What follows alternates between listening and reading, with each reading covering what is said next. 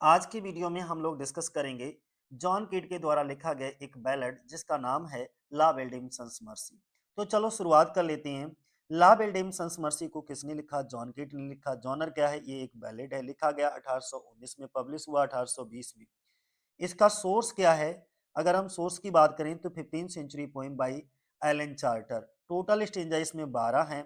प्रत्येक स्टेंजा में 4 लाइनें हैं। इसकी राइम स्कीम ABCB है, ठीक है। और फॉर्म इसका क्या है? बैलेड स्टेंजा में इसको लिखा गया है, ठीक है। इसमें दो सेंट्रल कैरेक्टर इस पोइम के अंदर दिखाए जाते हैं। अभी हम एमसीक्यूज भी डिस्कस करेंगे। मैं थोड़ा सा बैकग्राउंड बता दूं इस पोइम का, ठीक है। एक नाइट दिखाया जाता है जो कि वांडरिंग दिखाया जाता है, डिसोलेट लवर होता है, beautiful lady, a faery merciless enchantress दिखाई जाती है, ठीक है।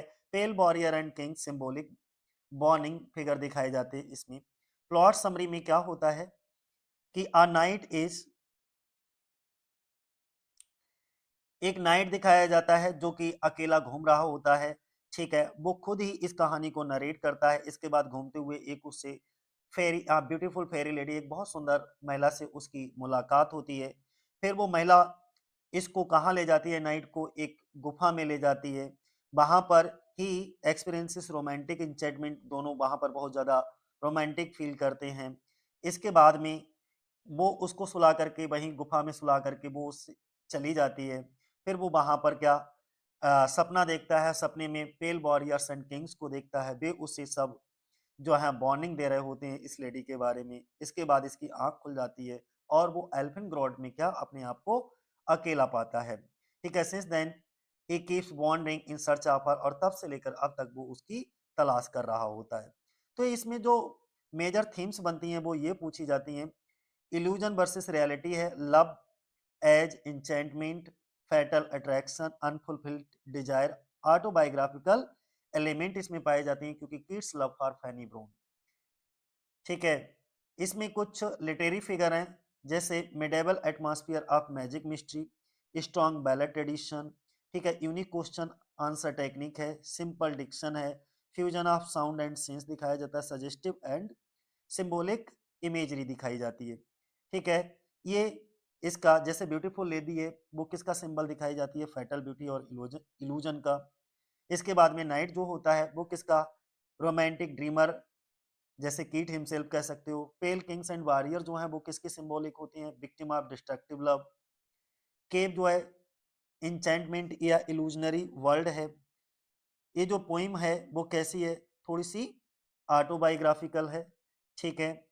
रिफ्लेक्ट करती है किड्स के इमोशनल कॉन्फ्लिक्ट को, shows mastery over ballad form, combine simplicity with depth, blends romantic passion with tragic tone. अब चलते हैं हम लोग किस पे?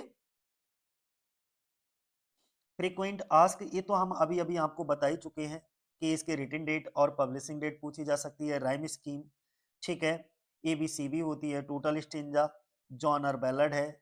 इसके बाद में ओरिजिनल, ओरिजिन, टाइटल, ओरिजिन क्या है? Alain Chartier. तो ये सब चीजें हमने आपको बता दिया है। Tone and atmosphere, melancholic, dream like, mysterious, medieval, ये सब आपको दिखाया जाता है। चलो अब हम लोग एमसीक्यूज पर चलेंगे। इसके 20 नहीं 30 एमसीक्यूज आपके साथ डिस्कस करेंगे जो कि मोस्ट इंपॉर्टेंट होंगे। पहला है हमारा La Belle Dame sans Merci is a, La Belle Dame sans Merci क्या है? तो वो एक बैलेड है। सी ऑप्शन हो जाएगा हमारा। दी पोइम वाज रिटन इन, ये जो पोइम है वो कब लिखी गई? तो 1819 में लिखी गई और 20 में इसको पब्लिश कराया गया था। तो इट वाज पब्लिश्ड इन 1820। अगला क्वेश्चन है हमारा, the title of the poem taken from the work by, ये जो टाइटल है पोइम का, La Belle Dame sans Merci a lady without mercy, जिसका हम कहेंगे ये फ्रेंच टाइटल है एक्चुअली। तो ये कहाँ से लिया गया है? किसके वर्क से? एलन चैरिटर। सी ऑप्शन हो जाएगा। अगला, एलन चैरिटर बाज आ, ये कौन है एलन चैरिटर? तो ये एक फ्रेंच पोइट है और ये टाइटल भी कैसा है? फ्रेंच टाइटल है। दी पोइम कंसिस्ट ऑफ, इस पोइम के अंदर टोटल कितनी स्टेंजा हैं? तो 12 स्टेंजा हैं। और प्रत्येक स्टेंजा में कितनी लाइनें हैं? तो 4 लाइन। अगला, the rhyme scheme of the poem is, इस पोइम की जो बैलेड है हमारा, इस पोइम की राइम स्कीम क्या है? तो ABCB। अच्छा, इसमें जॉनर खूब पूछा जाता है इस पोइम का, ध्यान बनाए रखना। Central male character of the poem is, इस पोइम का सेंट्रल मेल कैरेक्टर कौन है? अ नाइट, एक नाइट दिखाया जाता है, एक योद्धा। The night is bonding in search of, ये जो नाइट होता है वो किसकी तलाश में भटक रहा होता है? तो अ ब्यूटीफुल लेडी एक सुंदर महिला की तलाश में भटक रहा होता है जो कि उसे छोड़ करके चली जाती है। The lady is described as, lady को डिस्क्राइब किया गया है फेरी। अगला, the lady takes the knight to, ये जो लेडी होती है वो नाइट को योद्धा को कहाँ ले जाती है, तो एल्फिन ग्रॉट नाम की एक केव होती है, उस गुफा में ले जाती है। इन दी केव द लेडी, उस केव में जो महिला होती है वो मेक्स लव विद हिम, वहां पर जाकर के वो महिला जो है इसको प्यार करती है, ठीक है, किसिस फोर करके 4 बार चुंबन लेती है, इस तरीके से लाइनें हैं वहां पर। अगला, एट नाइट द नाइट, रात में जो नाइट होता है वो एक ड्रीम सपना देखता है। सपने में क्या देखता है, सपने में वो देखता है पेल वॉरियर्स एंड किंग्स, पीले पीले योद्धाओं को और राजाओं को, और वो सब इनको वार्निंग दे रहे होते हैं, किसके बारे में, इस सुंदर महिला के बारे में। The warriors and kings warn him that, वो इसको वार्न कर रहे होते हैं कि he is in the power of merciless lady, कि वो किसकी गिरफ्त में आ चुका है, उस बेवफा लेडी यानी कि मर्सीलेस दया विहीन महिला की पावर यानी कि गिरफ्त में आ चुका है। After baking up the night, यानी कि जागने के बाद नाइट जो है वो does not find the lady, उस नाइट ने जो कि गया तो उस एल्फिन ग्रॉड जो केव थी उसमें गया तो उस महिला के साथ था, वो सो गया, सोने के बाद में वो महिला तो उसे छोड़ करके चली गई, और ये सपना देखने लगे। सपने में बहुत सारे नाइट्स को देखा, पेल वॉरियर्स और किंग्स को देखा, वो सब इसको वार्निंग दे रहे थे कि उस बेवफा औरत से, बेवफा लड़की से जो है दूर रहिएगा। ला बेल्डिम सस Merci, a lady without mercy है, एक ऐसी महिला है जिसके अंदर दया नाम की कोई चीज नहीं है। जब वो जागता है तो उस गुफा के अंदर अपने आप को अकेला पाता है और वो महिला उसको छोड़ करके जा चुकी होती है, तो does not find the lady, वो महिला वहां पर नहीं होती है।